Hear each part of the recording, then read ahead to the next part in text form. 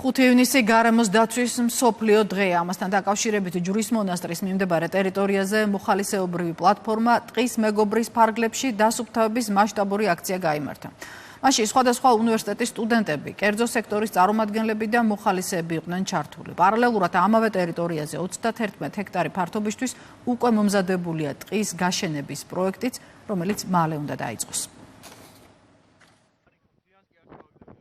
მოხალისეებთან ერთად, ტყის მეგობრებთან ერთად დავასუფთავეთ ჯვრის მიმდებარე ფერდობი, რომელიც ტყის მეგობრის ტყის საპროექტო ტერიტორიაა და აქ უკვე შემოდგომიდან დაიწყება მერგების დარგვის სამუშაოები და იმედი გვაქვს, რომ გაცილებით მეტი მხარდაჭერი, გაცილებით მეტი მოხალისე და ტყის მეგობარი გვეყოლება მომავალში. ჩემ მეგობართან ერთად პორტალ ტყის მეგობრის დახმარებით მოვედი როგორც მოხალისე, შევუდექით ყველა ერთად დასუფთავებას და ვფიქრობ, რომ მივიღეთ ძალიან მნიშვნელოვან დღეს მონაწილეობა, რომელიც მხოლოდ დღეს არ უნდა აღინიშნებოდეს და ყოველ დღე უნდა აღნიშნავდეთ და უფრთხილდებოდეთ პლანეტას, რომელიც ესე უპირობოდ გჩუქნის ყველაფერს.